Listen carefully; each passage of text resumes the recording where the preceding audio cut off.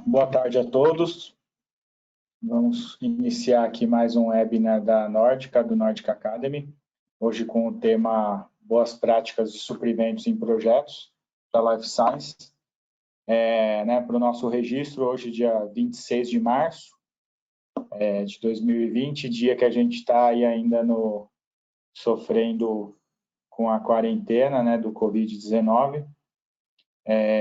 Muitos dos nossos colegas trabalhando em home office, e deixar aqui, de qualquer forma, o nosso registro para todos os profissionais da área de ciências da vida que estão trabalhando nas plantas produtivas, para a gente não sofrer com falta de abastecimento de remédios, de medicamentos. Os pacientes continuam precisando, as pessoas que têm outros problemas, elas continuam precisando dos medicamentos. Então, vamos dar início aqui no nosso tema. Então, a agenda, falar rapidamente sobre a Nordica, falar um pouquinho sobre o meu currículo, vou dar uma pincelada muito rápida sobre o ciclo de vida de projetos, vou falar sobre a parte de suprimentos e para a conclusão. Primeiro, quem é a Nordica? A Nordica, nós somos uma empresa de engenharia consultiva, focada em projetos de engenharia, automação, validação e tecnologia avançada para o mundo de ciências da vida, indústrias farmacêuticas, biotecnologia, cosméticos, alimentos e bebidas. Nosso foco é sempre trabalhar em projetos e iniciativas que envolvam aqui ambientes que envolvem boas práticas de fabricação. E nós temos em torno de 100 profissionais trabalhando dentro do Brasil, temos 3 escritórios e executamos em média 60 projetos por ano. De onde nós viemos? Nós viemos da indústria farmacêutica, parte da Novo Nordisk, parte da Fresenius. Até o ano de 2015 nós éramos a NN Pharmaplan, e em 2015 a NN Pharmaplan as operações internacionais dela, e nós nos tornamos uma empresa independente que atende na América Latina, e em determinados projetos a gente ainda conta com o apoio da NNE, com especialistas de determinados assuntos, como, por exemplo, biotecnologia, drogas de alta potência e outros temas. Nós temos uma ampla gama aqui de certificações e premiações. As de maior destaque são as do ISP. Desde o ano de 2014 até o ano de 2019, nós somos considerados empresa do ano pelo ISP, que a ISP é a Sociedade Internacional para Engenharia Farmacêutica, e nós recebemos esse reconhecimento devido à nossa grande participação nas iniciativas do ISP, ministrando treinamentos, workshops e participando ativamente do desenvolvimento aí do conhecimento dentro do mercado de ciências da vida. Nós também ganhamos 2 vezes o prêmio de melhores projetos dentro da indústria farmacêutica pelo Sindusfarma, nos anos de 2016 e 2018. E em 2015 nós recebemos nossa certificação ISO 9001-2015 para a execução de projetos dentro também de indústria farmacêutica, biotecnologia e ciências da vida. Nós acreditamos que nós somos uma das primeiras empresas a receber essa certificação dentro no mundo inteiro. A norma ficou efetiva numa quarta-feira e na sexta-feira nós fomos auditados e já fomos aprovados. Aqui alguns escritórios, um escritório nosso em São Paulo, temos um escritório na Dinamarca, aqui, na verdade aqui Dinamarca, que é um escritório administrativo, e também temos um escritório aqui em Montes Claros, Minas Gerais, para atender a região que está se tornando um grande polo farmacêutico. A gente tem um cliente muito importante lá e a gente tem uma expectativa boa dentro dessa região. Um pouquinho aqui sobre a Nordica ainda, as unidades de negócio da engenharia, que engloba toda a parte de projetos desde estudo de viabilidade, projeto conceitual, básico, executivo, gerenciamento de projeto, gerenciamento de construção, a unidade de negócio de automação, que engloba também toda a parte de design, especificação de sistemas, o índice de maturidade tecnológica para o nosso qual é o nível de maturidade tecnológica que ele tem na planta, e também trabalhos de integração de sistemas. Desde programação, do supervisório, CLP, sistemas MES, e também toda a parte de startup, fornecimento de painéis e, inclusive, a validação do sistema computadorizado. Temos a nossa área de validação, que é uma área que trabalha desde a etapa inicial do projeto, do ciclo de vida de validação do projeto, que vai aí na parte de plano mestre de validação, definição de requisitos do usuário, qualificação do projeto, um tema novo e importantíssimo, que agora é requisito regulatório, com a RDC 301, e as qualificações, instalação, operação, desempenho, e também apoio para manter a operação da planta, com procedimentos operacionais e gap análises e consultorias aí para os nossos clientes manterem as operações em conformidade com os requisitos regulatórios. E a gente tem também a unidade de tecnologia avançada, que é uma unidade que comercializa equipamentos de alta tecnologia, no caso, os nossos maiores pontos de destaques aí são os equipamentos da Asahi, que é uma empresa japonesa de filtração, filtração bem dedicada para o mercado de biotecnologia, mas também temos outros itens aí que são relevantes na área de tecnologia avançada, como robôs colaborativos, da Amir, que é uma empresa dinamarquesa, e também outros itens aí de alta tecnologia. Um pouquinho sobre mim, eu sou o Flávio Luiz Lisboa. Minha formação é em engenharia de controle e automação. Eu sou pós-graduado também pela FGV em gerenciamento de projetos. Eu também tenho uma certificação do PMI de gerente de projetos profissional. Eu atuo hoje na Nórdica como diretor de operações, que engloba a área de engenharia, gerenciamento de projetos e gerenciamento de construção. E também sou bem ativo no ISP, trabalhei como diretor consultivo de 13 a 18, e eu fui premiado como associado do ano em 2015 e 2016. E aqui, uma relação dos principais projetos que eu trabalhei, os de maior destaque aí, os da Novo Nordisk, da planta de insulina lá em Montes Claros. Depois trabalhei em projetos de biotecnologia ali entre 2013 e 2017. E de 2017 em diante, trabalhei também em projetos de plantas de sólidos e principalmente em grandes projetos de EPCM para indústrias alimentícias e de cosméticos. Nossas referências, pessoal? É importante lembrar que tudo que eu falar aqui tem um embasamento teórico forte, seja via o PMI e seja via o Guia de Gerenciamento de Projetos do ISP. Estou passando para vocês aqui, não é apenas não é minha opinião, tem um embasamento teórico forte.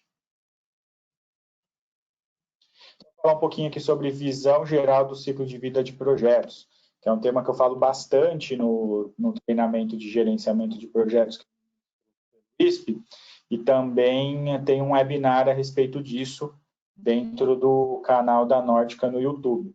Esse vídeo aqui, essa transmissão, ela está sendo gravada e vai ficar disponível lá no YouTube para que vocês possam assistir depois, ou também vocês podem recomendar para algum colega de vocês para dar uma olhada. Querem se aprofundar um pouco mais no tema de gerenciamento de projetos, dá uma olhadinha lá que tem um webinar a respeito disso. Então, aqui, dentro da visão geral do ciclo de vida de projetos, o que é importante a gente entender? O projeto ele tem um começo, um meio e um fim. O começo dele, segundo o guia do ISP, ele está destacado aqui nessa fase de iniciação, que é o estudo de viabilidade e o projeto conceitual. tem a etapa de planejamento e tem a etapa de entrega do projeto. E aqui, no final do estágio 6, ela se encerra. Também estudo de viabilidade, projeto conceitual, projeto básico, executivo, implementação e encerramento. Essas são as fases principais aí do projeto. E por que eu estou dando esse conceito? Porque é fundamental a gente entender esses estágios para a gente entender bem os conceitos de suprimentos e saber que em cada etapa dessa tem uma atividade importante de suprimento para ser realizada. Né? O suprimento ele não começa aqui no final do planejamento, quando eu tenho que começar a comprar as coisas para executar. Né? Os suprimentos ele tem atividades muito importantes que vão desde o estudo de viabilidade, que eu vou mostrar para vocês no decorrer aqui da nossa apresentação. A parte de suprimentos. Alguma dúvida até o momento, pessoal? Teve alguma dúvida, Lucas? Não. Vocês podem fazer perguntas, tá, pessoal? Pela ferramenta aí vocês conseguem entrar e digitar uma pergunta e eu visualizo aqui e consigo explicar para vocês. Então, dentro da parte de suprimentos, né, um primeiro item importante são as partes interessadas, né? Normalmente, a gente tem aqui a nossa figura do projeto, tem a equipe interna do projeto, né, o que a gente vai chamar de a equipe do cliente final, que é que normalmente vai, né, aqui no suprimentos vai ser o contratante. E essa equipe interna ela é formada por profissionais de gerenciamento de projetos e pelos usuários finais, né, usuários aí da área de operação, engenharia, e também outras áreas importantes dentro da organização, né, como qualidade, o próprio pessoal de compras, logística, controle de qualidade, saúde e segurança, né? Então, isso varia um pouco em função da natureza do projeto que está sendo executado. Como recurso externo à organização do projeto, né, nós temos aqui, normalmente, fornecedores de equipamentos ou subcontratados, né, para que vão executar construções e montagens, que aqui são, né, subcontratados que vão normalmente fornecer alguma coisa que é um entregável, né, um bem tangível para a empresa, um ativo. E aqui a gente vai também encontrar os fornecedores que normalmente vão nos fornecer a parte de conhecimento, né? Por exemplo, consultores de engenharia ou outros contratados aí que vão estar executando normalmente um serviço dentro do projeto. E tem outros stakeholders importantes aqui, né, que a gente tem que lembrar. Os pacientes, né, normalmente a gente vai fazer o projeto para atender uma demanda de mercado. As entidades regulatórias, né, já Anvisa, FDA, EMA, Corpo de Bombeiros, Prefeitura, né, órgão ambiental. Né, então, tem uma série de entidades regulatórias que são, normalmente, não é o stakeholder interno do projeto, é um stakeholder externo. E também, né, os proprietários ou os acionistas, né, da nossa empresa, que vão estar bem interessados no resultado do nosso projeto. Então, quando a gente pensa na também do projeto, a gente tem todas essas partes envolvidas, algumas mais próximas do trabalho e outras um pouco mais distantes. Pontos importantes aqui, pessoal, de suprimentos dentro do estudo de viabilidade, né? Então, que é aquela primeira etapa lá que a gente viu no diagrama do guia do ISP, gerenciamento de projetos. Então, dentro do estudo de viabilidade, né, o goal do estudo de viabilidade é a gente chegar à conclusão se aquele projeto, se aquela ideia, ela é viável ou não. E um item importante, né, dentro do estudo de viabilidade é a estratégia de suprimentos. Por que a estratégia de suprimentos é importante dentro do estudo de viabilidade? Porque ela pode inviabilizar um projeto se a gente não tiver um fornecedor capacitado para fazer aquela entrega, ou se a gente não tiver um fornecedor naquela região, ou se a gente tem uma demanda que não vai conseguir ser atendida a tempo, né? Então, isso é muito importante dentro do estudo de viabilidade, essa parte de estratégia de suprimentos. E o que inclui normalmente nessa estratégia de suprimentos que a gente avalia na fase inicial aí do projeto, logo que a ideia de fazer ou não o projeto ela é levantada.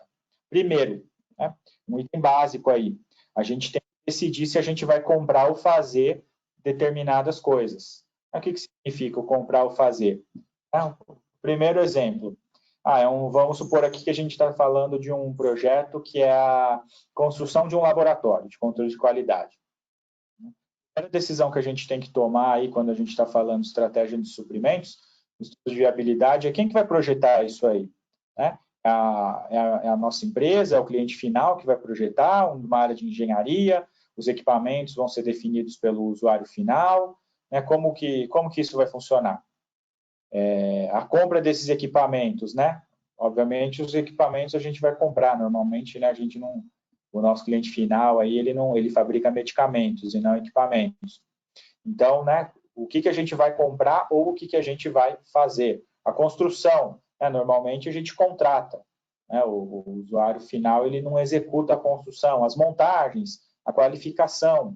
Então, todos esses itens têm que ser pensados e definidos se a gente vai comprar ou se a gente vai fazer. Segundo, né, como dividir as aquisições? Pegando no exemplo aí do laboratório, como que a gente vai dividir? Né, como que a gente vai fatiar esse projeto, né? A gente olha para ele, ele é um elefante. Como que a gente vai fatiar esse elefante? Né? A perna a gente vai dar para um, o corpo a gente vai dar para outro, a outra perna a gente vai comprar de outro, e daí a gente vai juntar tudo isso, ou a gente vai dar o elefante inteiro para uma empresa entregar, né? Então, como a gente vai quebrar essas aquisições? Terceiro, tem fornecedor no mercado que consegue fornecer o que eu estou precisando, né, e da forma que eu quero comprar? Eles conseguem me fornecer a tempo? E qual a criticidade deles, né? Principalmente aqui no nosso mundo, né, de ciências da vida, quais são os pacotes GMP e quais são os pacotes não GMP? Né? Obviamente que a nossa atenção ela vai estar mais concentrada nos pacotes GMP. Qual que é a melhor forma de contratar? Né? A gente sempre acha que não, a melhor forma de contratar é preço fixo fechado e imutável, né? Esse termo ele é maravilhoso, mas a gente tem que saber que para comprar dessa forma a gente tem que ter um belo de um escopo definido, né? Um bom escopo, boas especificações, tudo muito bem definido para comprar dessa forma. Normalmente os equipamentos a gente vai comprar com preço unitário, né? Preço unitário é, bom, o equipamento A custa tanto, o equipamento B custa tanto, eu vou comprar 2 do A, 3 do B, eu tenho o valor de verba aí que eu preciso para ele. E o item 5 também, que é importante para a gente pensar aqui na estratégia de suprimentos, é quem que vai executar as compras? Quem vai às compras, né? Quem vai executar essas aquisições? A gente tem mão de obra dentro da nossa organização para isso? Né? Primeiro, a gente tem mão de obra especializada para isso, né? Porque muitas vezes a gente tem que comprar coisas que não faz sentido os compradores de rotina, né, que normalmente compram insumos e materiais, eles cuidarem desse tipo de aquisição. Então, além digamos, da questão da capacidade técnica, tem também a capacidade de tempo, né? Eles vão ter tempo para fazer, porque na hora que a coisa aperta, entre comprar uma coisa para um projeto e uma coisa para a rotina que para a linha, que é quem paga a conta, ele vai priorizar, né? Vai ser priorizado a compra de rotina. Então, olha quanta pergunta que a gente tem que responder lá no começo do projeto, quando a gente ainda está pensando em como ele vai ser feito, né?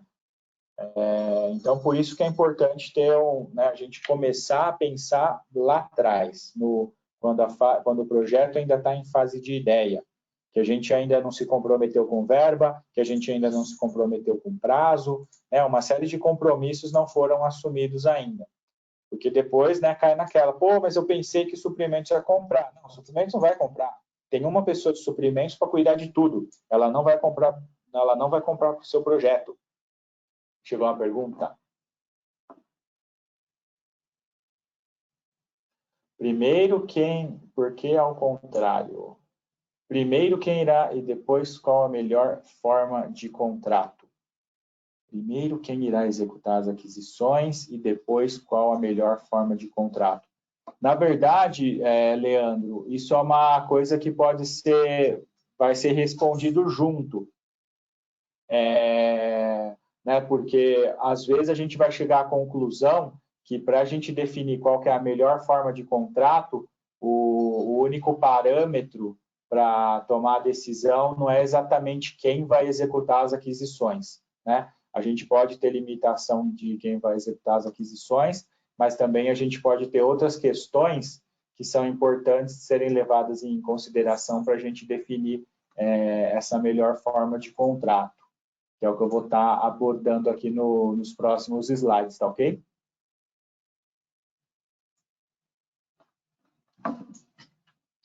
Então, quando a gente está pensando aqui em estratégia de suprimentos, né, a gente, principalmente quando a gente pensa, né, pessoal, aqui o projeto, projetos de Life Science, normalmente vão envolver projetos aí que envolvem alguma construção, alguma expansão, a instalação de um sistema computadorizado, a instalação de um novo equipamento, né? Então, a ideia que eu vou passar para vocês aqui é sempre nesse sentido. Então, a gente tem algumas definições aqui importantes para a gente tomar dentro quando a gente ainda está pensando em estratégia de suprimento. Então, aqui os tipos de contratação, né, que normalmente a gente trabalha aí com pelo menos 3 tipos de contratação. Eu vou dar uma explicação sobre o que é cada uma e uma recomendação de quando utilizar cada uma. Então, a gente tem um tipo de contratação aqui que normalmente chama de design and build, projetar e depois construir. Então, primeiro, né, o que é o design and build? Normalmente, a gente contrata uma empresa para projetar e especificar a execução. O cliente final vai fazer as contratações. A gente vai contratar um ou vários fornecedores para executar as partes específicas do contrato, e eles vão ser gerenciados pelo cliente final. E diversos responsáveis técnicos nesse projeto, né? Porque vai ter o responsável técnico que projetou, vai ter o responsável técnico que construiu, e normalmente dentro desse modelo a gente consegue colocar um gerenciador, né, em algumas ocasiões, se for necessário. E quando que a gente utiliza esse modelo? Quando o cliente final ele possui os recursos para gerenciar o projeto e a obra. O cliente final também é importante ele ter os recursos para contratar todos esses materiais e serviços.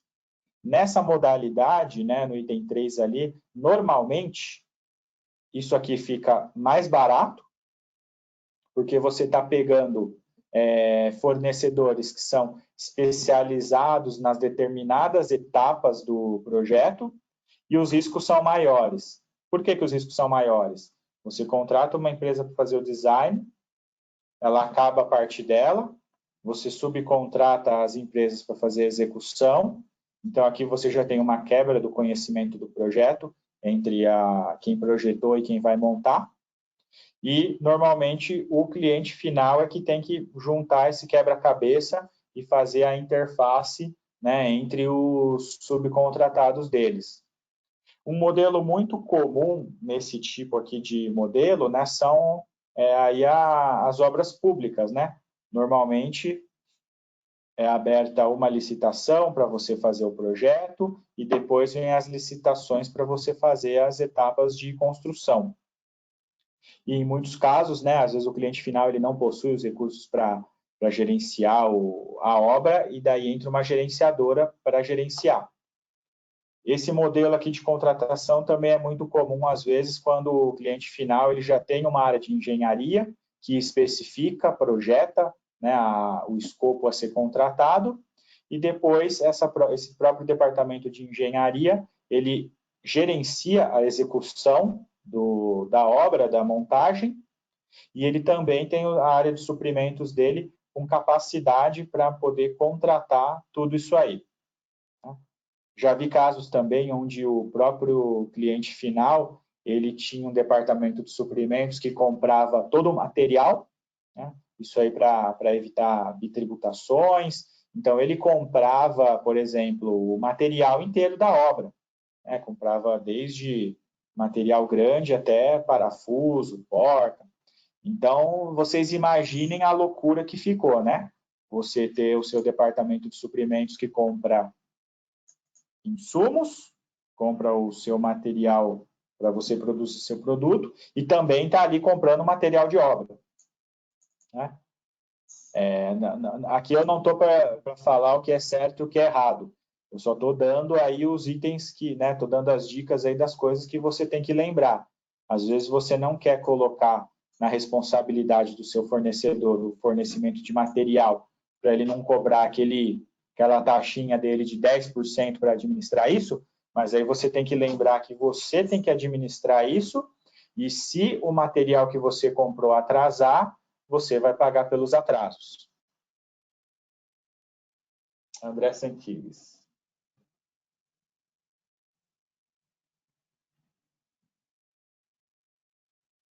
Diante dessa solução, qual seria a pergunta do André Santilles? Muito boa pergunta, André. Eu não vou esquecer da sua pergunta, eu vou passar aqui para a parte do EPCM e do EPC e depois a gente volta nela, tá joia?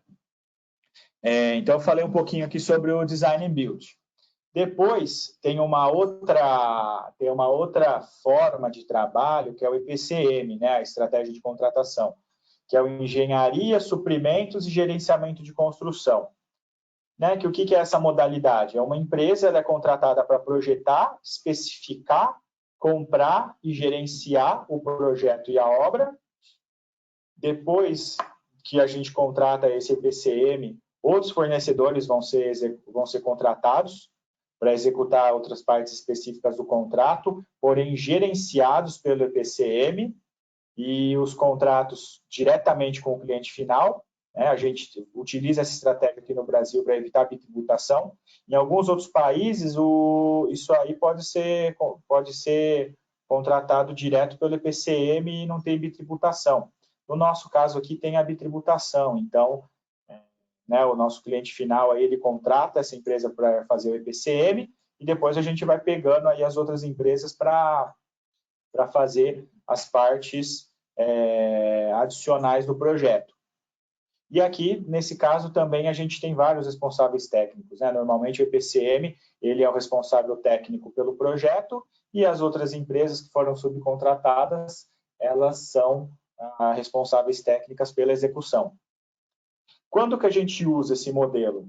Quando o cliente final ele não tem recursos para gerenciar o projeto ou a obra, né? Então, primeiro é isso aí, né? Igual eu citei no exemplo de cima. Às vezes o cliente final ele tem uma área de engenharia e projetos que vai conduzir o projeto. Então, para ele não faz sentido contratar um EPCM. Ou esse nosso cliente final, ele não possui os recursos para contratar os materiais e serviços, né? Porque daí, nesse caso, toda a parte de suprimentos, ela vai ficar sob responsabilidade do EPCM.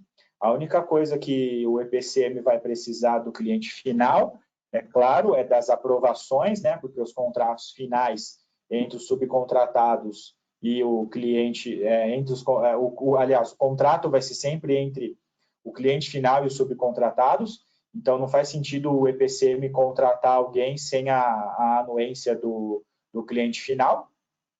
E também por questões de compliance, né? Porque os pagamentos também vão ser feitos pelo cliente final. O EPCM não vai pagar ninguém, né? O EPCM vai fiscalizar, vai garantir que todo mundo está trabalhando dentro da conformidade e vai liberar medições e o cliente final executa os pagamentos. E para o cliente final pagar alguém, esse alguém teve que ter, né, foi necessário contratar essa empresa dentro dos moldes aí exigidos na política de compliance da empresa. Essa é uma modalidade que ela tem custo médio e risco médio, porque aqui a gente já está compartilhando o risco, né? A gente está trazendo primeiro uma empresa que vai acompanhar o projeto do início ao fim, então ela tem uma grande responsabilidade pelas soluções adotadas no projeto, pelo prazo do projeto e pelo custo do projeto, né? Esse fornecedor ele vai auxiliar a gente na engenharia, vai nos auxiliar nas estimativas de custos, na montagem do vendor list, na qualificação dos fornecedores e na contratação. Então, aqui a gente está compartilhando o risco, a gente vai ter um corresponsável, alguém que está junto nas tomadas de decisão crítica. Então, por isso que ela tem um risco um pouco menor do que o primeiro modelo do Design and Build. E a gente tem uma terceira opção, que é o EPC, né, que é o Engineering, Procurement e Construction, né, que é o famoso turnkey. Uma empresa contratada para projetar, especificar, comprar, gerenciar e construir, montar o projeto. Aqui tem um único responsável técnico. Então, nesse caso, quando a gente contrata, quando o cliente final ele não possui os recursos para gerenciar a obra, o cliente não tem recurso para contratar, para comprar, né? Então, digamos que as motivações são parecidas com as do EPCM, só que aqui a gente não quer ter vários subcontratados. Aqui a gente quer ter um único contratado. Então, isso fica mais caro, mas os riscos para o nosso usuário final, eles diminuem, porque a gente vai ter um único responsável legal, um único contrato dentro de todo aquele escopo. Só que aqui o que é importante, né? Se tem menos risco para o contratado, tem mais... Aliás, se tem menos risco para o contratante, tem mais risco para o contratado. Por isso que, normalmente, essa solução aqui custa mais caro, né? Todo o risco dos atrasos, dos problemas, estão ficando no colo do EPC. Então, por isso que isso é uma solução mais cara, né? Às vezes é uma solução que chama muita atenção, opa, legal, alguém vai ser o responsável por tudo. Só que ele vai cobrar por isso, né? Ninguém é responsável, ninguém toma risco de graça. Então, né, independente aqui do modelo, né, o que é importante a gente saber, quanto menos informação está disponível, maiores as incertezas que a gente vai ter e mais caro vai ficar, né? Ninguém compra risco de ninguém de graça. Por isso que o EPC é mais caro, né? Porque aqui ele está assumindo todo o risco do negócio, né? De greves, de atrasos, de pandemias, né? Aqui está tudo no colo do EPC. O do EPCM, esse risco é compartilhado, e no Design and Build, né, normalmente todos os riscos vão ficar aí no colo do cliente final. Né? Então, isso é um pouco aí do conceito quando a gente está lá no começo do projeto pensando em estratégias de suprimentos, né? Que é como a gente vai fatiar o nosso projeto. O Lucas, põe a pergunta de novo do André, por favor, só para eu ver se está no momento ou se eu tenho que dar mais exemplos. Tá, cenário de compra centralizado.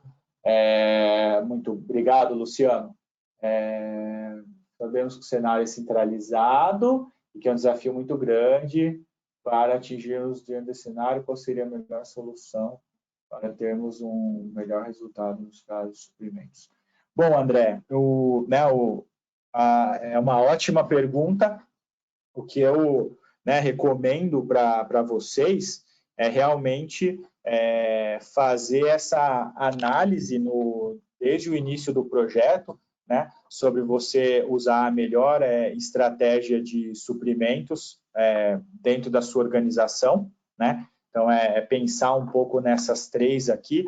Às vezes o modelo não é só essas três, ele pode variar um pouco, mas no geral ele vai ser mais puxado para uma dessas três com pequenas variações, né?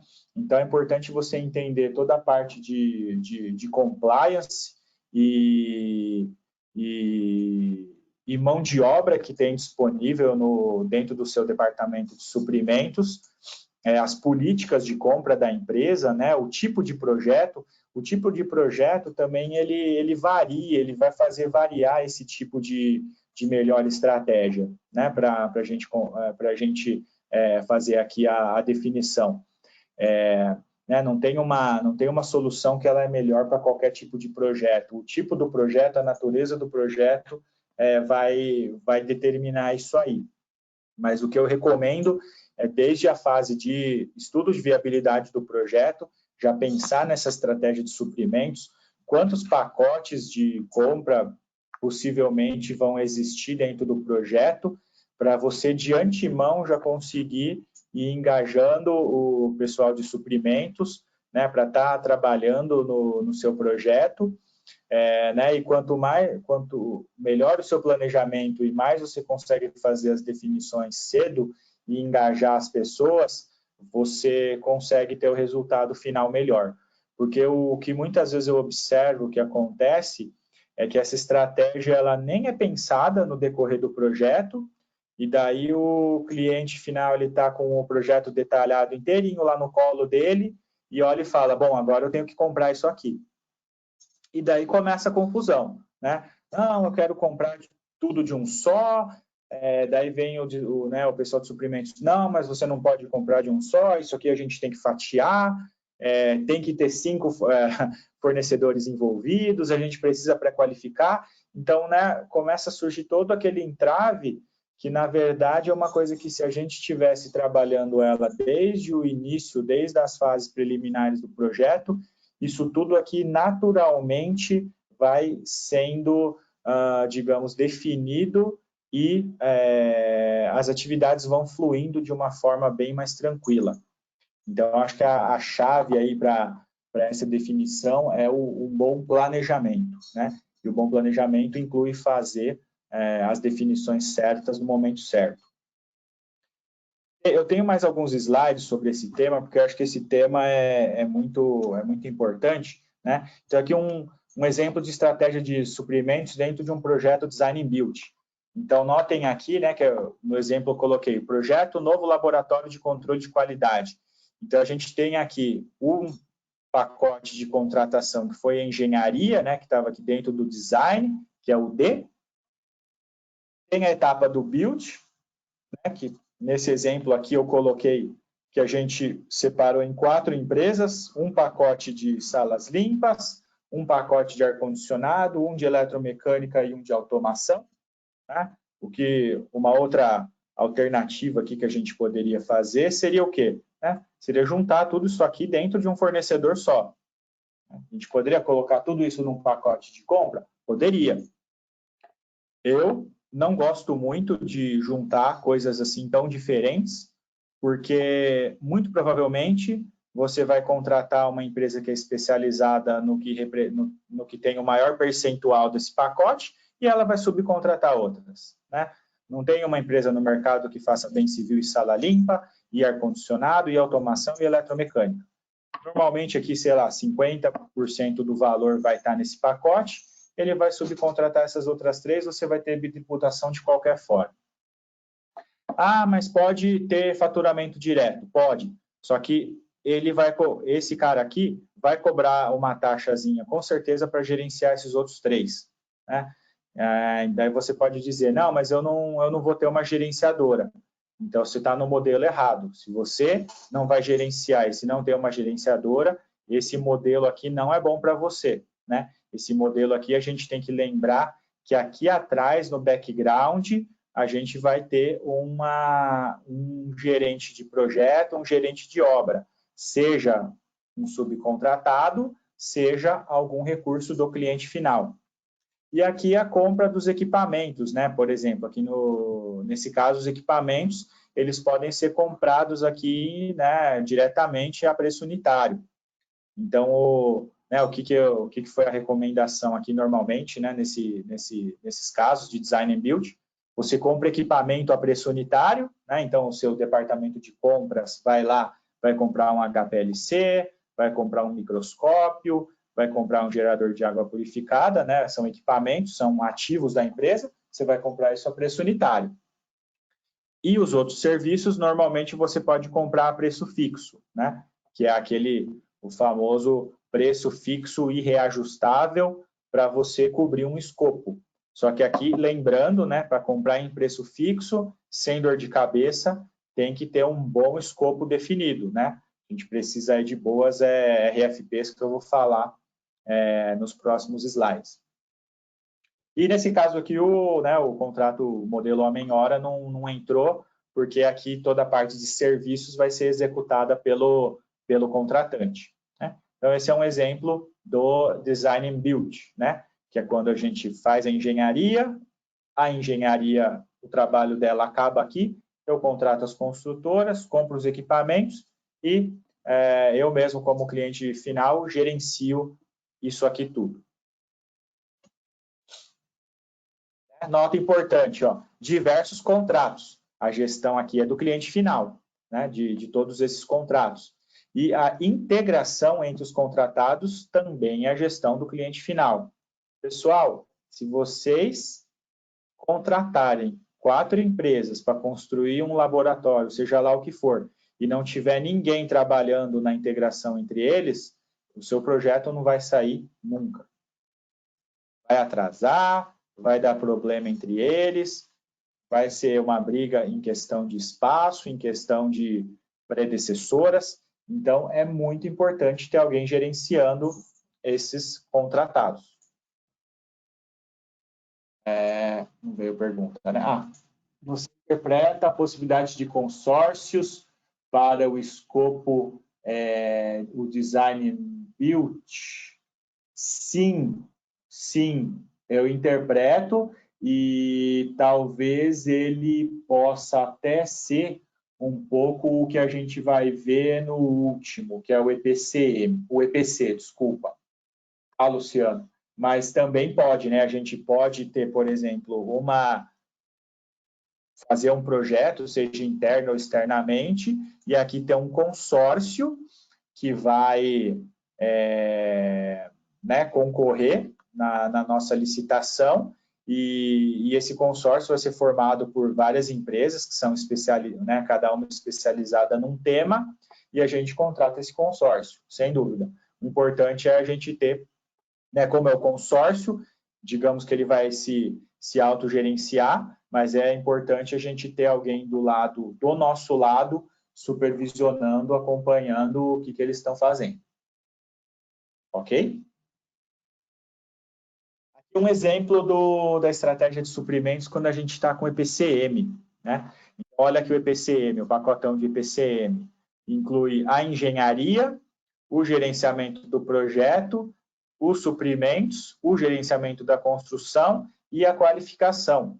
E aqui, para provocar vocês, eu dei uma mesclada. A engenharia pode ser contratada com preço fixo, os serviços a gente pode pagar na modalidade homem-hora e a qualificação a gente pode pagar por preço unitário. Então, o EPCM ele pode ser contratado ou um pacotão a preço fixo, ou a gente pode quebrar ele, né, em determinados tipos aí de contratação para facilitar a gestão.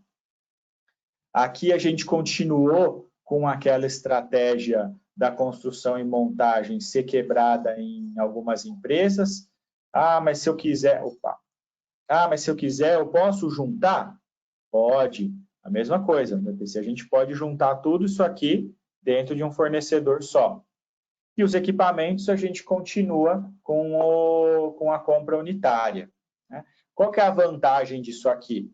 É que a empresa de engenharia, né, normalmente aqui vai ser o líder do EPCM, vai ser a empresa de engenharia, ela projetou e ela vai gerenciar o projeto do início ao fim para garantir tudo aquilo que foi prometido, dentro de custo, dentro de prazo e dentro de solução técnica. A única coisa que ela não vai fazer é executar a construção e montagem e o fornecimento dos equipamentos, mas ela vai entrar aqui, ó, com a mão de obra de suprimentos, que é ajudar a gente a comprar esses pacotes todos, né? Então, daí aqui no EPCM, o importante é a gente ter em mente que as regras de compliance da nossa organização têm que ser respeitadas. Então, muitas vezes o EPCM ele vai fornecer a equipe de suprimentos, mas no final do dia, né, os contratos, os pedidos de compras vão ser firmados pelo nosso departamento de compras, pelo nosso jurídico, né, com o crivo desse pessoal. Porque os contratos, né, por exemplo, aqui do pacote civil sala limpa, HVAC, eletromecânica, os equipamentos, eles vão ser comprados direto pela nossa organização. E aqui os pontos importantes, né, pessoal? Diversos contratos vão estar sob a gestão do EPCM e a integração desses contratados também pelo EPCM. Então, aqui a gente, como cliente final, a gente fica um pouco mais tranquilo, porque a gente vai ter essa entidade aqui gerenciando tudo. E o terceiro exemplo, né, aqui de estratégia de suprimentos, é o EPC. Então, notem que aqui o EPC ele está lá em cima e tudo fica sob responsabilidade do EPC. Os serviços, a engenharia, a gestão do projeto, comprar, gerenciar e qualificar, a construção e, né, nesse exemplo aqui que eu dei, o fornecimento dos equipamentos. Então, aqui é chave na mão. Você falou, quero um laboratório de tal jeito, você tem aí, sei lá, 1 ano para me entregar. Você vai ter um único contrato e todos os contratos com os subcontratados do EPC vão estar no nome do EPC e não da sua empresa. Então, a sua empresa vai ter só um contrato com o EPC. Por isso que eu falei que esse modo, às vezes, ele é interessante, você vai ter um contrato só, mas esse cara aqui vai cobrar caro para ter, né, a gestão de todos os contratos e também de ser digamos, o dono do risco, né, de todo o contrato. Tá? Ah, mas eu posso contratar um EPC e comprar os equipamentos, né? Tirar isso aqui de dentro do escopo do EPC? Pode, né? É possível, porque daí você vai conseguir comprar esses equipamentos diretos, né, digamos, diretamente dos fornecedores, e esse cara aqui ele não vai cobrar para fazer a compra desses equipamentos. A única coisa que você tem que lembrar é como você está assumindo a responsabilidade de comprar os equipamentos, se você não entregar no prazo para ele montar e terminar a sua instalação, muito provavelmente isso vai ter consequências, né? Então, esse é o principal ponto. É por isso que, às vezes, um EPC bem configurado é quando tudo é responsabilidade dentro do EPC. Porque senão depois a gente começa a quebrar tanto que ele vira quase que o design and build. Então, muitas vezes a gente está achando que está trabalhando com EPC, mas fez tanta exceção, mudou tanto, que a gente está, na verdade, com um design and build. Ok? Então, aqui, um ponto importante também, ó, único contrato e a gestão do cliente final. Né? O cliente final, ele faz essa gestão desse contrato do EPC, e o EPC ele é responsável por fornecer tudo, né? O escopo aqui inteiro. Então, notem que normalmente o EPC ele está aqui ó, na modalidade em preço fixo. Né? Só que imagine, para você conseguir contratar isso aqui, você precisa de um escopo muito bem definido. Né? A gente não está falando aqui de, eu vou chamar alguém para me fazer uma proposta de EPC de um laboratório que eu estou na dúvida se ele vai ter 500 metros quadrados ou 5.000 metros quadrados, se ele vai ter 1 ou 10 HPLCs, né? Se ele vai ter 5 ou 50 estufas. Isso aqui tem que estar muito bem definido, escrito na pedra, porque você vai ter um contrato aqui que praticamente não tem flexibilidade para mudança. Se tiver mudança, é aditivo. Né? O que não é muito diferente desse caso aqui também. Né? Você fechou um escopo e ele vai ser contratado. Né?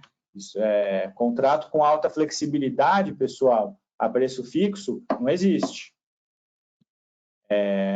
Quando a gente quer ter alta flexibilidade, a gente tem que contratar ou em homem-hora, né, quando é serviço, ou preço unitário, quando a gente está falando de coisas materiais. Né?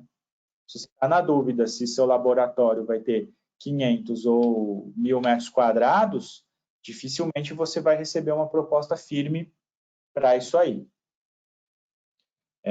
Então, eu espero ter esclarecido as dúvidas de vocês e ter apresentado bem esse tema aí da estratégia para a gente avançar.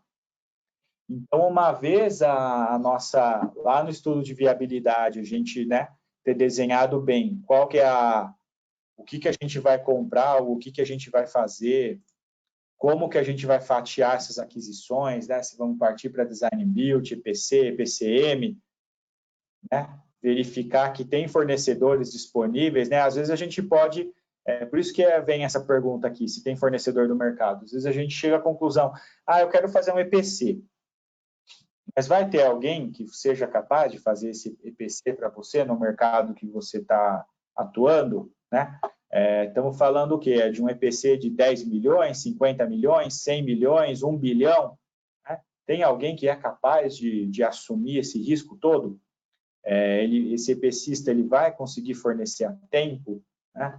Então, por isso que às vezes a gente fatia aqui, mas chega à conclusão que, mas não tem ninguém que consiga fazer isso, eu tenho que quebrar. E, né, a gente responde aqui também a questão da forma de contratação e define quem vai executar. Aqui a gente está pronto, né, para responder. Aqui a gente, na verdade, está pronto, não, aqui a gente respondeu todos os itens que são relevantes de estratégia de suprimentos dentro do estudo de viabilidade. Então, agora a gente está pronto para avançar para as próximas etapas do projeto. Né? Então, dentro do projeto conceitual e projeto básico, a gente trabalha de novo mais com suprimentos. O que a gente faz? A gente define os long leads, né? Que são os equipamentos aí, as coisas que vão ser demoradas para entregar, né? Às vezes a gente ouve assim notícia de mercado, olha, tal empresa vai iniciar a produção de tal medicamento daqui 12 meses. Aí a gente olha que vai ter lá uma linha de invase com isolador e liofilizador, que só isso aí demora 18 meses para entregar. Então, não vai dar certo. Alguma data não está fechando. Né? Então, a gente tem que definir bem os long lead items, porque esses long lead items são os itens que vão meio que determinar a duração total do projeto. Né? Se a gente tem um equipamento, alguma coisa que demora 1 ano para entregar, o projeto não vai demorar menos que esse tempo mais a instalação desse equipamento. Né? Então, por isso que os long leads a gente já começa a pensar neles desde o projeto conceitual. Definir uma lista de fornecedor, e está bem grifada aqui, pessoal, preliminar. Por quê? Porque aqui ainda não é a lista que eu quero usar para fazer as compras, e eu vou explicar por quê. Definir as estimativas de custo, né? Então, uma vez a gente sabendo qual que é a nossa estratégia de compra, os long lead items, e é claro, tendo todos os entregáveis aqui de engenharia em conjunto, consegue fazer as estimativas de custo. E um item importante, a forma com a qual a gente vai contratar influencia nas estimativas de custo. Lembra lá, né, do slide comparativo. Se vai ser design build, provavelmente vai ser mais barato. Se a gente vai partir para o EPC, vai ser mais caro. Então, isso influencia a estimativa de custo. Definir as formas de contratação, né? A gente fazer aquela reverificação dos pacotes e de como a gente vai contratá-los. Definir os recursos para os suprimentos, né? Aqui, ó, a gente já não está mais falando de quem vai comprar. Aqui a gente já está falando de definir os recursos, né? Então, aqui pode ser comprador A, comprador B, comprador C, ou, né, se a gente vai partir para o EPCM, bom, o comprador A do EPCM trabalhando em conjunto com essa pessoa dentro da nossa organização, né? Dependendo aí dos requisitos de compliance da organização. Aí dentro do, né, então aqui a gente fecha os temas importantes para suprimentos dentro do projeto conceitual. No projeto básico, ó, qualificação de fornecedores. Por isso que eu falei aqui, montar uma lista de fornecedor preliminar. Aí essa lista você vai fazer a qualificação dos fornecedores, porque daí você só vai chamar para o jogo quem passar na qualificação.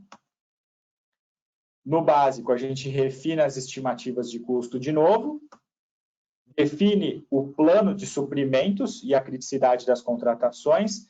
Então, aqui definir o plano de suprimentos já é a gente quebrar todas as contratações que a gente precisa fazer, qual a documentação que vai servir de base para aquelas contratações. e elaborar, né, os editais de contratação, sejam RFPs, né, Request for Proposal, ou RS, quando a gente estiver falando, por exemplo, de comprar um equipamento, né?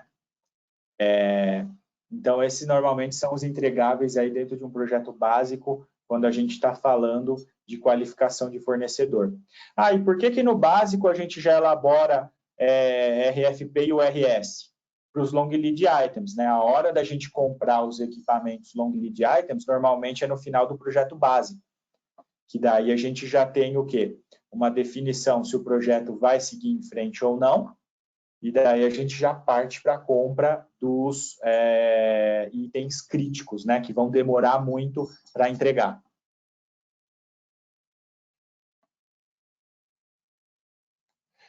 Luciano, é isso mesmo, né? A gente pensar nos suprimentos desde a concepção, porque isso vai influenciar na estratégia e competitividade do empreendimento, sem dúvida. E às vezes a gente tem um projeto maravilhoso e quando a gente chega na hora de comprar, a gente compra errado e ele vira um pesadelo.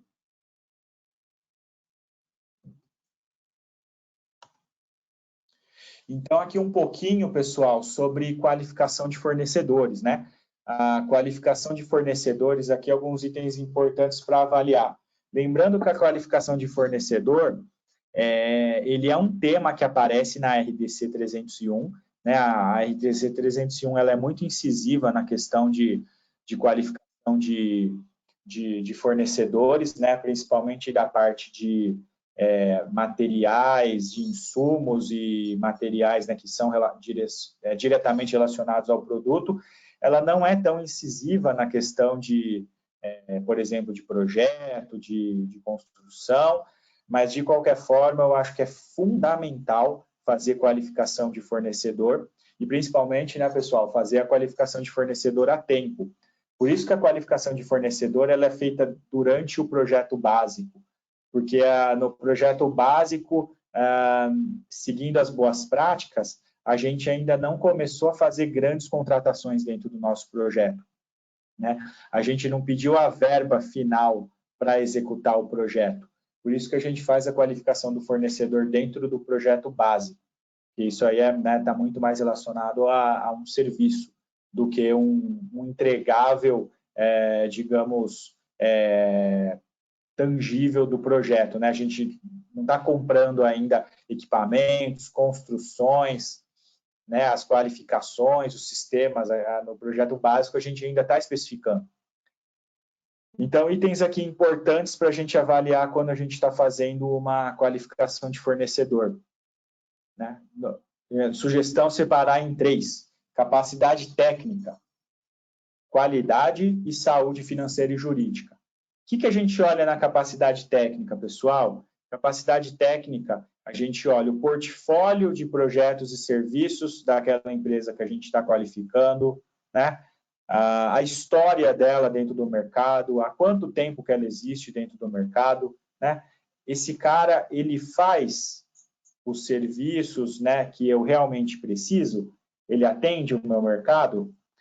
Quais as referências, né? Quais são os clientes que ele apresenta, quais são as referências de projetos que ele apresenta para você. Depois, né, de vista essas experiências, qual que é a opinião de outros clientes a respeito desse fornecedor?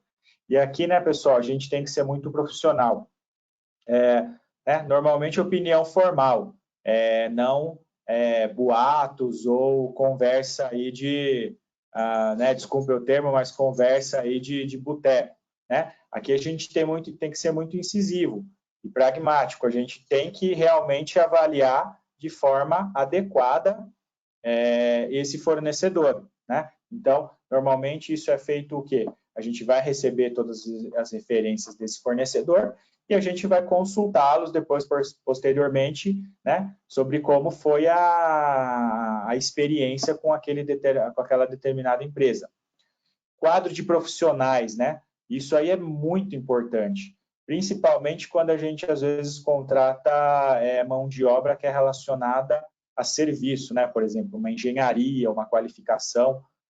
o quadro de profissionais, né, a equipe que aquele fornecedor está oferecendo para a gente é muito importante. E outros itens importantes aí, né, as ferramentas que ele disponibiliza, software, sistemas de gestão, né, sistemas de controle, tudo isso é muito importante dentro dos itens técnicos.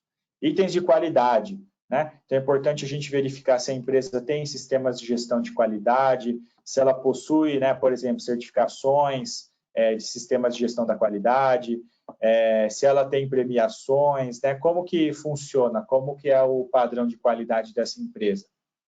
E aqui, item muito importante e não menos importante, né, a parte financeira e jurídica. A empresa consegue me fornecer certificados financeiros, né? Certificados financeiros o quê? Que ela não tem débito municipal, estadual, federal, né? O balanço financeiro dela.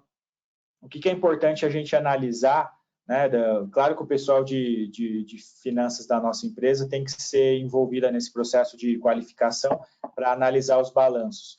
Mas o que é importante a gente ver do balanço financeiro para qualificar o fornecedor para o nosso projeto? Ele tem lastro para fazer aquele projeto, né? Digamos, a gente está qualificando um fornecedor para um pacote que a gente estima que vai custar 10 milhões de reais. Aí você olha o balanço financeiro do seu fornecedor e no ano anterior ele faturou, vamos supor, 20 milhões de reais. Então, só o seu escopo representa metade do faturamento daquela empresa, né? Às vezes isso aí é um número muito grande, né? Ele vai estar comprometendo muito esforço para executar o seu trabalho. Então, normalmente, aí a regra, né, de mercado que a gente vê é o pessoal usando normalmente até 30% do balanço financeiro, ele ficar comprometido com o seu escopo, né? Porque senão ele vai correr grande chance de não te atender, ele não ter fôlego, né? Ele não ter capacidade para te atender. Seguros, né? Seguros de responsabilidade civil é muito importante, né? O seguro que ele me oferece cobre pelo menos o valor do contrato que eu vou ter com ele, né? Porque muitas vezes a gente vê, a empresa tem seguro? Tem, mas de quanto que é o seu seguro? Não, meu seguro cobre 1 milhão. Pô, mas eu vou fazer um contrato com você de 15 milhões, o que adianta esse seu seguro de 1 milhão? Né? Então, a gente tem que avaliar se tem ou não seguro e o quanto que ele cobre. Processos trabalhistas, né? Então, também isso é muito importante, a gente verificar que aquela empresa que a gente está contratando, ou que a gente quer contratar, na verdade, aqui ainda é as que a gente quer contratar, né? Elas têm processos trabalhistas. E se também ela tem processo aberto com algum cliente, né?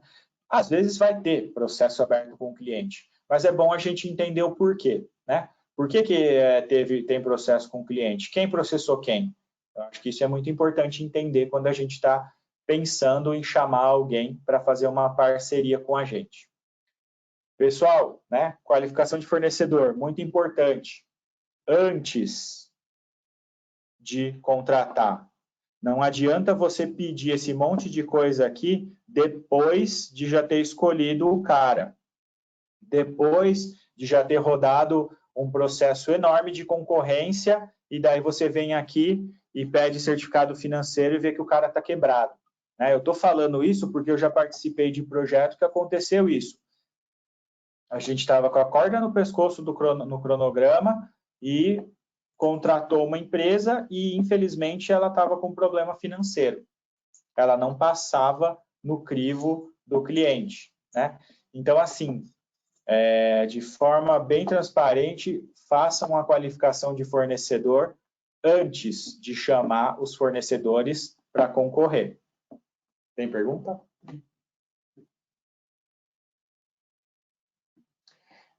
Leandro Flávio, sobre seguro. Conhecimento que podemos contratar seguro, garantia bancária, caso antecipação e o seguro de obra em si. Sim, isso é muito importante, viu, Leandro? Bem colocado para a gente participar, digamos, compartilhar aqui com os colegas, né? Normalmente a gente contrata alguns seguros de garantia bancária quando a gente paga antecipação.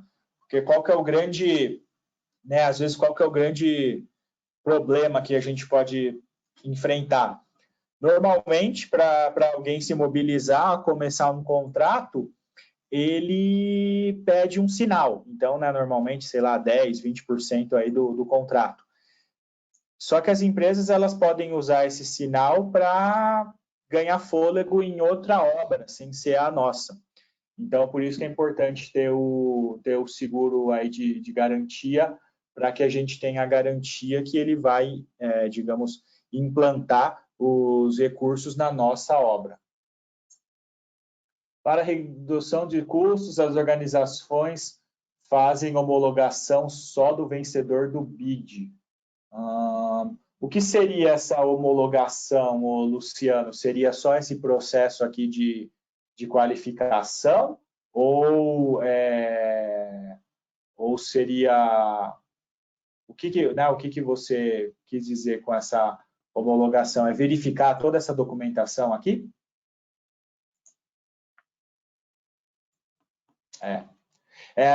Às vezes, em concorrência, a gente sabe que, né, eles abrem a concorrência e um monte de empresas que não atendem os critérios participam, ganham, e daí é só na hora que sai o resultado oficial que você percebe que, infelizmente, quem você convocou não podia nem ter entrado. Quando é questão de obra pública ou licitação pública, né, seja obra ou projeto, isso é muito difícil da gente influenciar porque é o que está na lei, né? Eu acho que isso aqui a gente consegue aplicar muito dentro da iniciativa privada. É claro que a iniciativa pública, ela olha tudo isso aqui, mas realmente, infelizmente, ela só olha no final do processo e não no começo, como a boa prática sugere, né?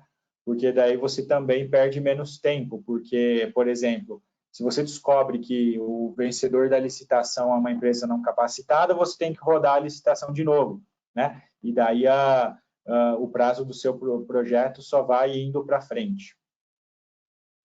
Então, né, fundamental qualificação de fornecedor antes da concorrência.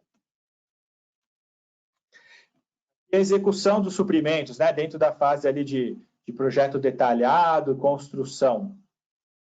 Né? Então, dentro do projeto detalhado, normalmente a gente refina o plano de suprimentos, né? Porque depois do projeto detalhado é que a gente vai contratar as montagens e construções.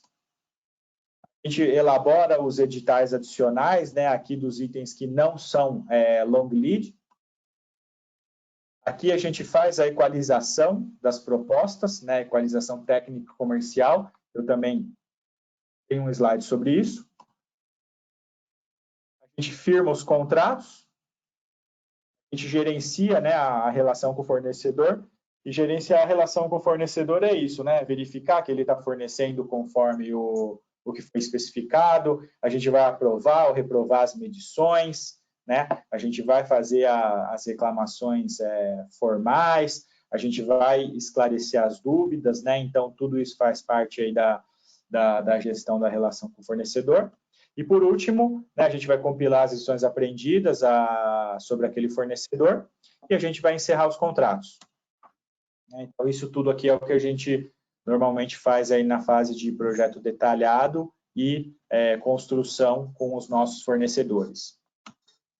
Um exemplo, né, de plano de suprimentos lá do guia do ISP. Olha que interessante, né?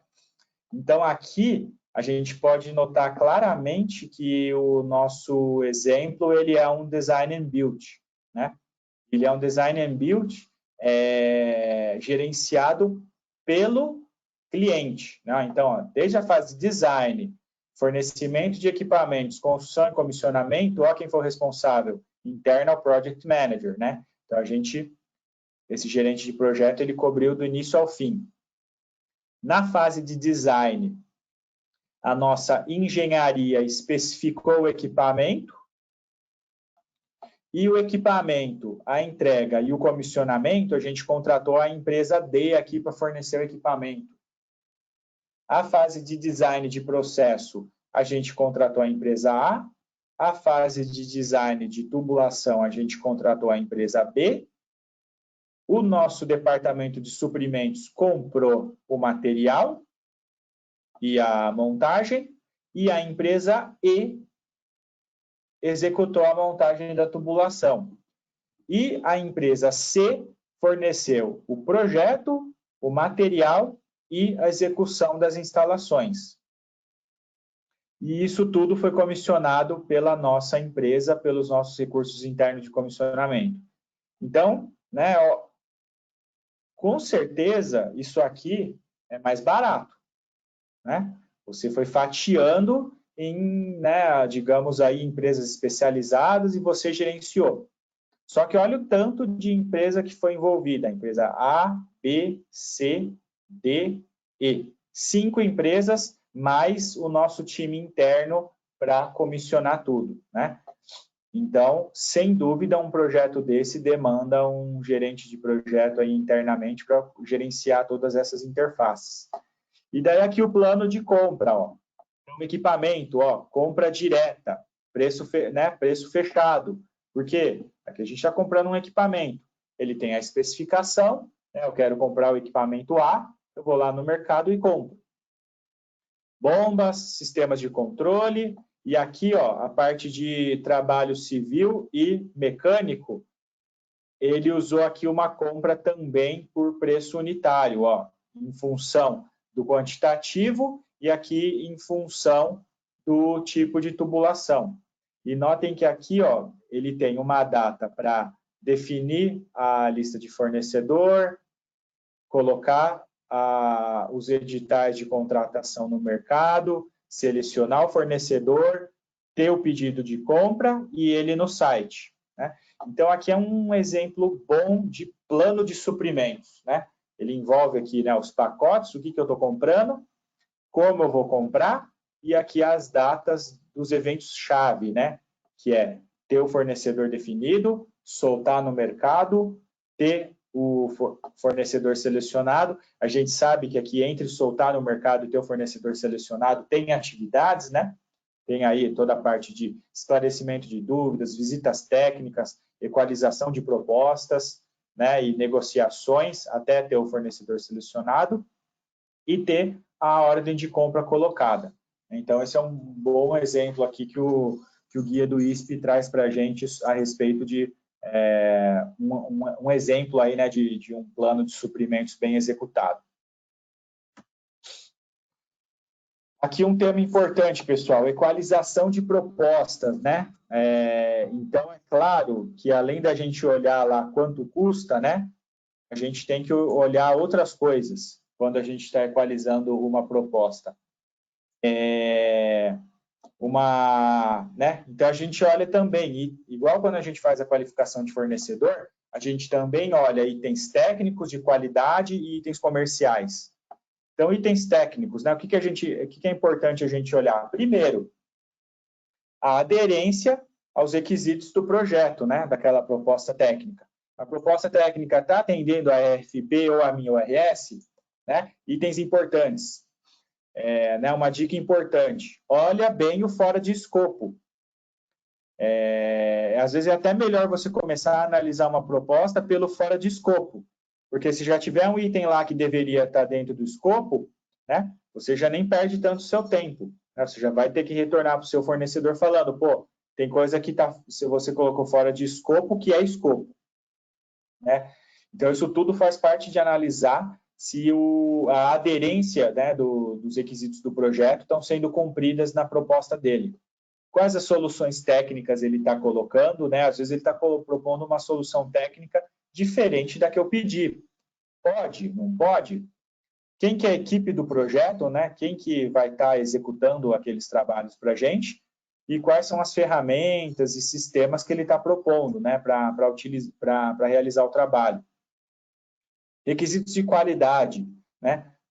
De novo, se ele tem sistema de gestão da qualidade, se ele tem as certificações, se ele oferece garantias e suporte técnico, né? Isso é muito importante, né? Principalmente quando a gente está comprando algum equipamento, né? Qual que é a garantia que aquele equipamento tem? Qual que é o suporte técnico que eu preciso? Ele está atendendo o que eu pedi? E aqui as condições comerciais, né, pessoal? Condição de pagamento. Condição aqui de pagamento, né? Prazos e valores percentuais, né? Às vezes nossa empresa trabalha com... a gente vai pagar, por exemplo, com 60 dias da emissão da nota fiscal.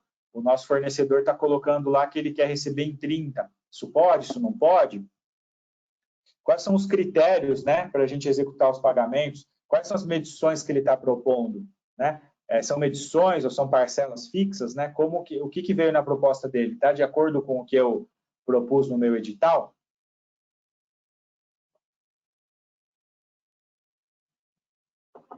Isso tudo faz parte da avaliação comercial.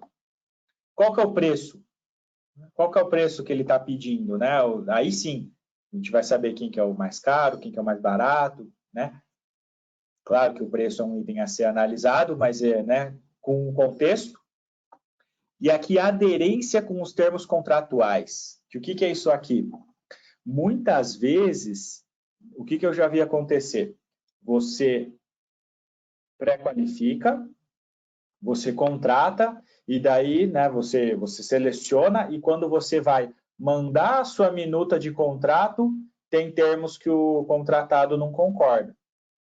Ou termos que fariam ele mudar o preço dele. Né? Na sua minuta de contrato exigem certas responsabilidades, certas coisas que ele não previu no preço dele.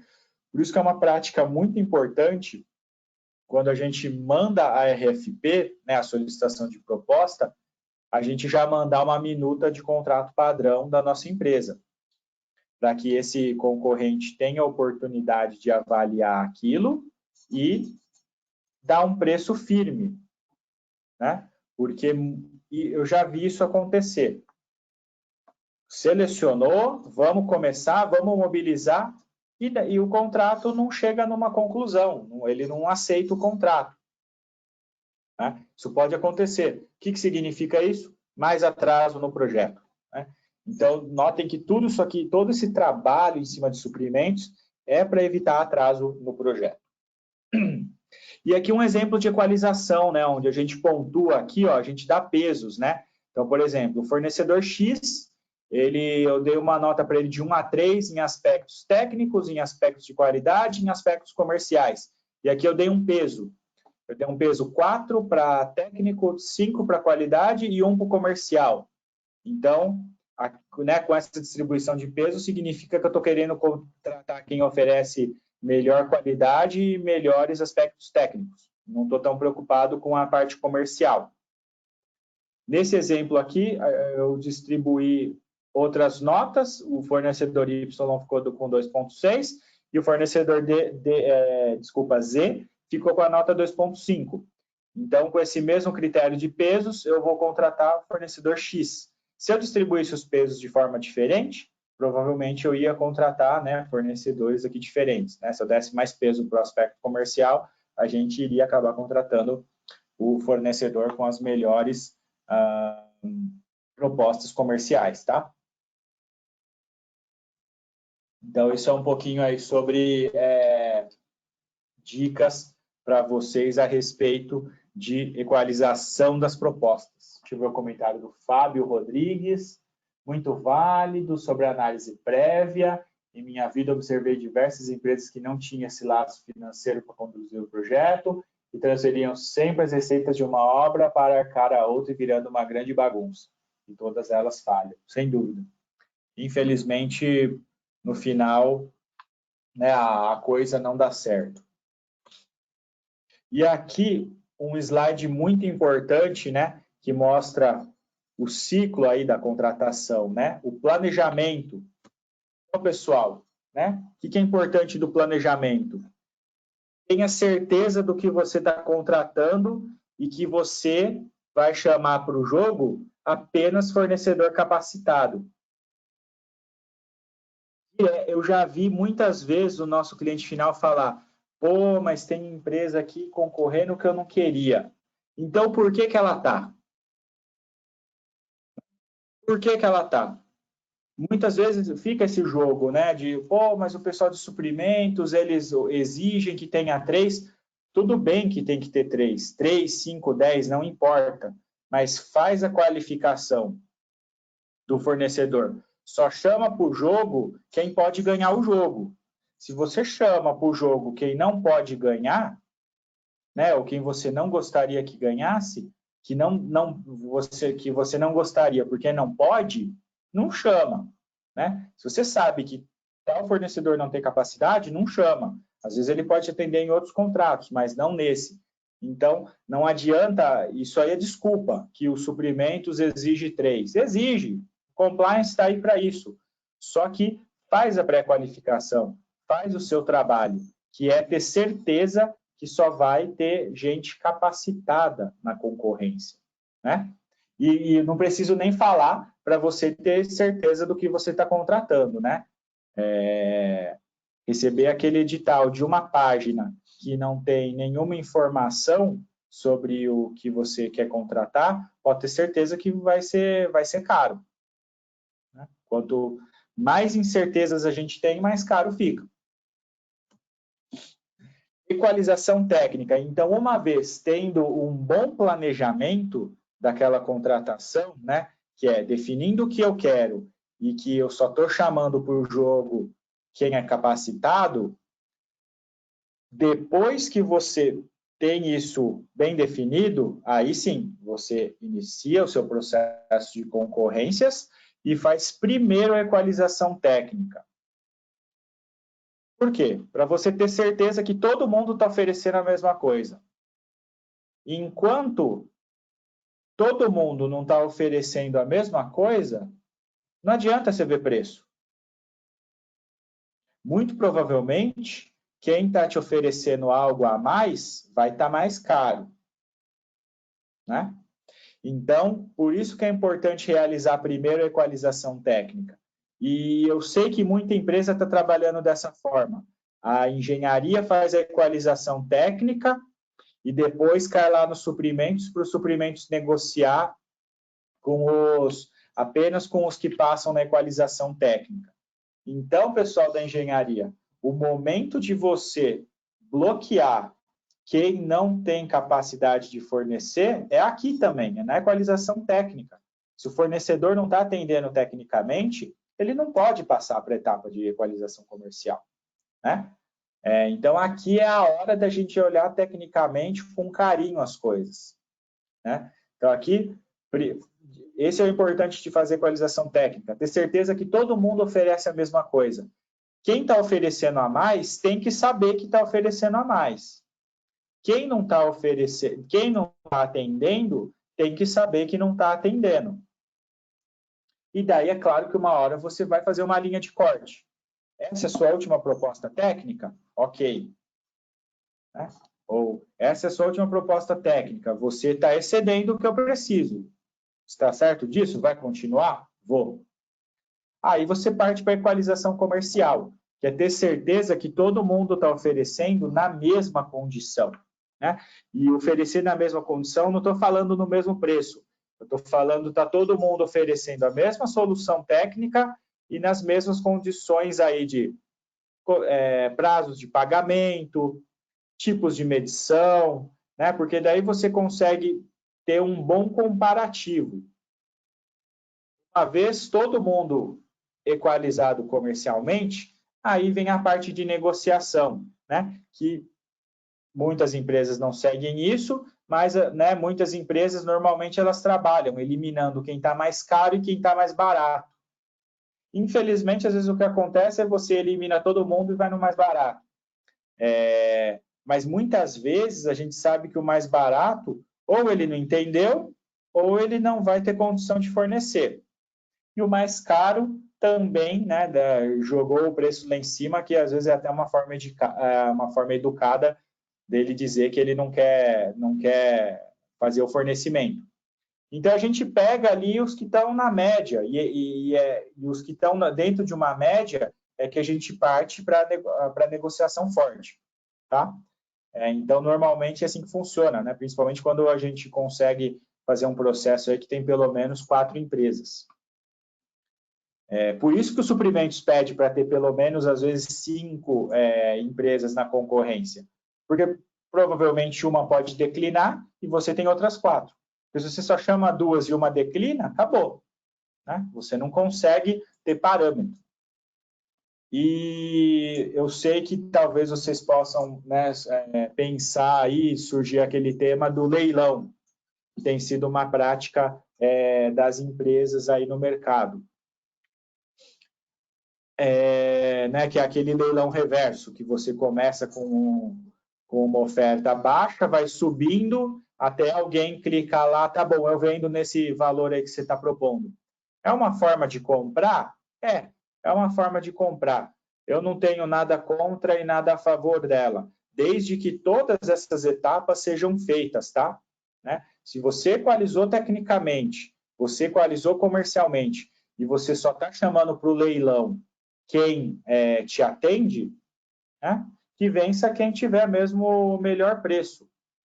Agora, você chamar para o leilão quem não te atende tecnicamente ou quem não passou na qualificação, né? Ou se você nem isso fez, aí a sua chance de contratar a empresa inadequada é muito grande, né? E a gente sabe o que acontece dentro do nosso projeto quando a gente contrata o fornecedor inadequado. Então, se a gente seguir todos esses passos aqui, a nossa chance de sucesso ali na contratação é muito maior. Né? A chance de sucesso na contratação é maior e, principalmente, a chance de sucesso do projeto como um todo é maior. Né? A gente vai terminar no prazo, a gente vai terminar no custo, a gente vai entregar a qualidade que a gente precisa. Então, aqui avançando para a conclusão, pessoal, até o momento não vieram mais perguntas. O que eu gosto sempre de mostrar nos treinamentos de gerenciamento de projeto que eu ministro é isso aqui, ó. Nossa maior oportunidade de influenciar no sucesso do projeto é no início. Por isso que eu fui tão, digamos, enfático naquela questão do planeja bem os suprimentos lá no início, define bem a estratégia de suprimentos no início, porque a nossa maior capacidade é lá no início. Por quê? Porque esse gráfico aqui com essa curva mostra ó, a habilidade de influenciar no custo do projeto. Lá no início dele, ó, é 100%. Aqui no começo do projeto, a gente tem 100% de habilidade de influenciar no sucesso e no custo do projeto. À medida que o tempo vai passando e a gente vai tomando decisão e vai gastando, essa habilidade ela só vai diminuindo, né? Quando a gente terminou o design aqui e começa as contratações, a gente praticamente não tem mais capacidade nenhuma de influenciar no custo do projeto. É só queimar a grana que a gente comprometeu, né? Então, por isso que eu sempre destaco esse gráfico da capacidade de influenciar, da oportunidade de influenciar no sucesso do projeto sendo início. Esse era o material que eu tinha para passar para vocês, as dicas aí, né, e o conhecimento. Espero que vocês tenham gostado. Tem mais alguma dúvida, pessoal? Pode mandar aqui via o chat. Vamos ver se vem mais alguma dúvida. Se não vier, né, agradeço a todos pela participação, pelos comentários, pelas dúvidas, né? Espero ter agregado aí no conhecimento para vocês, para realizar os suprimentos dentro dos projetos de vocês. E né, lembrando de novo aquilo que eu falei no começo, o vídeo vai estar disponível no YouTube. Então, se vocês acharem relevante, quiser compartilhar com algum colega de vocês, compartilha o canal da Nórdica no YouTube. Também você pode curtir, seguir a gente para você também saber quando tiver novos vídeos disponíveis para vocês assistirem, ok? Então, obrigado a todos.